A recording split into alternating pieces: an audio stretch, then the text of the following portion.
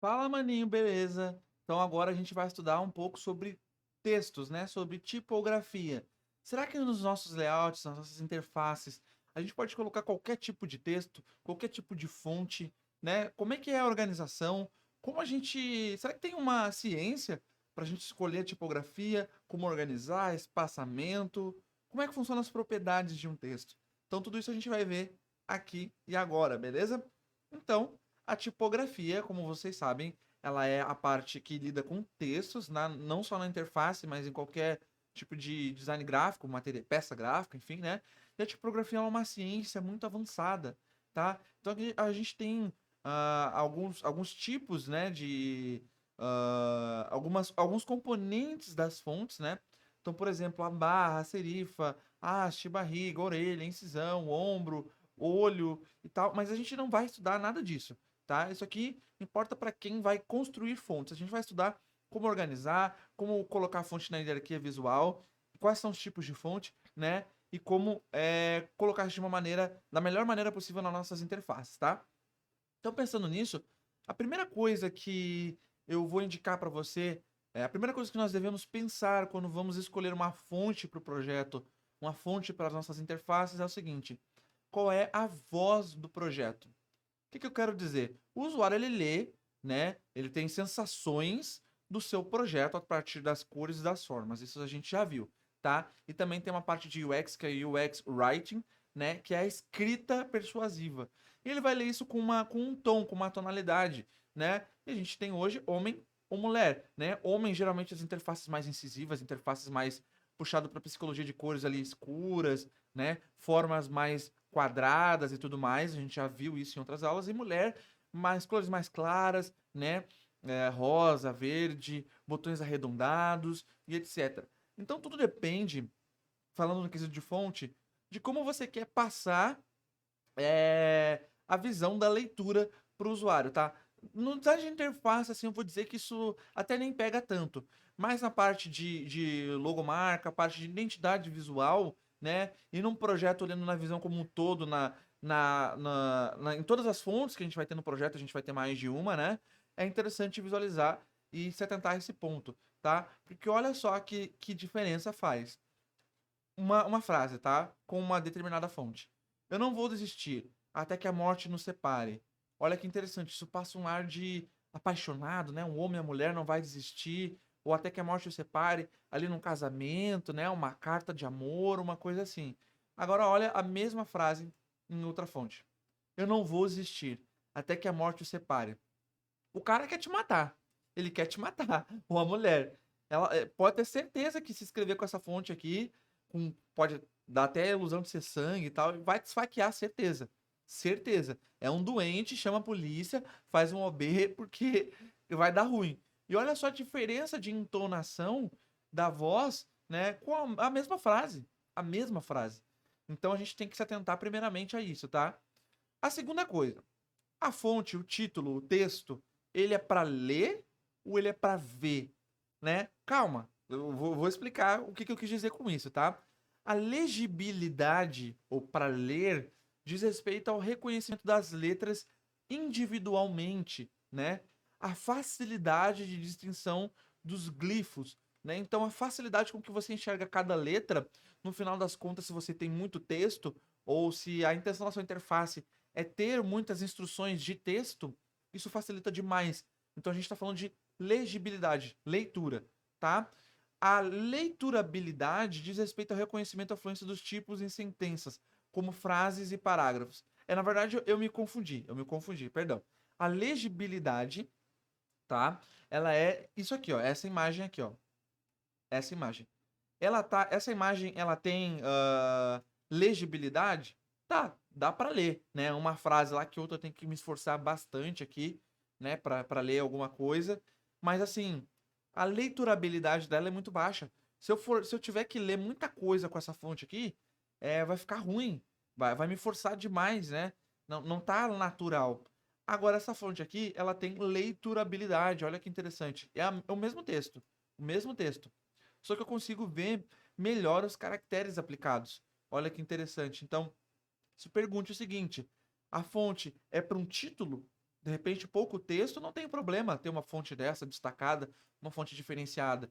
Agora, se é para muito texto, né? Então, e se você precisa que o usuário realmente leia aquela instrução, aquele parágrafo, aquela frase, eu iria mais para a parte de leiturabilidade, tá? Agora a gente vai ver os tipos de fonte que a gente tem disponível, as categorias, né?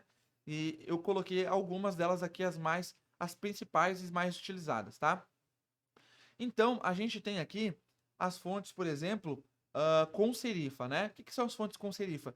São essas fontes que tem esses pezinhos aqui, ó, tá vendo, ó? Pezinho, pezinho, pezinho. Aqui também tem um exemplo, ó, as fontes com serifa, ó, pezinho. Aqui tem os pezinhos também. Essas fontes são boas para leitura, elas passam um ar de exclusividade, um ar de elegância e tudo mais, né? Olha que interessante em algumas interfaces essa fonte com serifa, né? Deixa eu carregar aqui. Olha só, o título com serifa, né? Então ele acaba criando uma linha imaginária aqui também, né? Passa um ar old school, digamos assim, né? Velha escola. Jornais utilizavam bastante, né? Máquina de escrever também utiliza essa fonte com serifa, né? E ela é bem legal, bem interessante. Olha aqui um outro exemplo de aplicação da fonte serifa num título. Olha que interessante, uma fonte serifa um pouco mais moderna, né? Outro exemplo de fonte serifa aqui, ó, aplicada em comentários. Olha que interessante. Passa um ar um pouco mais real, um ar mais realeza, né? É, um ar mais, assim, como é que eu vou dizer, old school mesmo, né? Um ar mais antigo e tudo mais, tá? Depois a gente tem as fontes sem serifa ou sans serif, né? Que são as fontes mais modernas, elas não têm aqueles tracinhos embaixo e nem em cima, então são fontes mais é, arrojadas, né? Olha que interessante.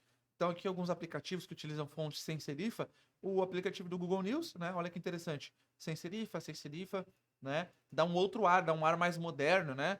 Sem serifa e mais fontes aqui sem serifa, ó. Sem serifa, sem serifa. Então é bem interessante, depende aí do estilo visual que você quer passar. Aqui também tem, ó, fontes sem serifa, Montserrat, por exemplo, né? Olha que interessante. Depois a gente tem aqui as fontes cursivas. O que são as fontes cursivas? São as fontes que imitam realmente o curso, né, da escrita. Então são fontes mais voltadas para a escrita manual. Fonte de assinatura, por exemplo, né, muito utilizada em livros de romance, em títulos e tudo mais. Olha que interessante essas fontes aqui, né? E eu tenho um site aqui para mostrar, o site da Vogue, né, o festival de foto da Vogue. Então eles quiseram dar esse ar mais rabisco, né? Mais rabiscado, mais manual, mais agenda, né? Mais papel. E eles aí utilizaram essas fontes cursivas, muito bem utilizados, por sinal de conta, aqui para colocar os menus, colocar os textos e tudo mais. Então, olha a familiaridade, olha o conforto que traz em determinados contextos, tá? Essa fonte cursiva, bem interessante mesmo. Depois a gente tem a quarta e última categoria, são as fontes fantasia, que são fontes aí personalizadas para cada contexto, tá? Então aqui a gente tem, por exemplo, a fonte do Harry Potter, aqui já é bruxo, aqui tem uma parte mais antiga, madeira, magia, né? Interessante. E a fonte Alice no País das Maravilhas, que também tem esse lance de magia, a fonte de madeira, né? Me chama a atenção aqui, talvez galhos, né? Olha que interessante. Bem interessante mesmo. É aplicado em design de interface? Olha as fontes aí, fantasia, né? Deixa ele carregar. Olha uma fonte fantasia aqui, ó. Dos anos 90, né? Uma fonte interessante. Olha essa outra fonte aqui, pixelada, né? Bem interessante mesmo. Olha essa outra fonte aqui, de um aplicativo de jogo também, né? Bem interessante, fonte personalizada. E olha essa outra fonte aqui, personalizada também, né? De hand draw, né? De desenho à mão. Interessante, tem uma outra fonte personalizada aqui de variedades também. Então, dependendo do seu caso, dá para utilizar em um caso ou outro aí as fontes personalizadas, tá? E, por último, mas não menos importante, quando vai escolher a fonte, é interessante se atentar à família tipográfica. Então, uma fonte, ela tem várias variações, ela pode ter várias variações, né? A fonte que tem o TIM, que é geralmente aí as fontes mais finas, né? Depois a gente tem o light, que é um pouquinho mais grosso. Depois a gente tem o regular, que é o normal. Tem o medium, que é entre o regular e o bold. Depois tem o bold, depois tem o black, né? Então olha só a diferença visual que vai acontecendo. E aí eles têm o itálico também, né? Que é a fonte curva, né? Curvadinha. E um exemplo muito legal disso é que no Google Fonts, né? Você pode pegar aqui, deixa eu aumentar o zoom.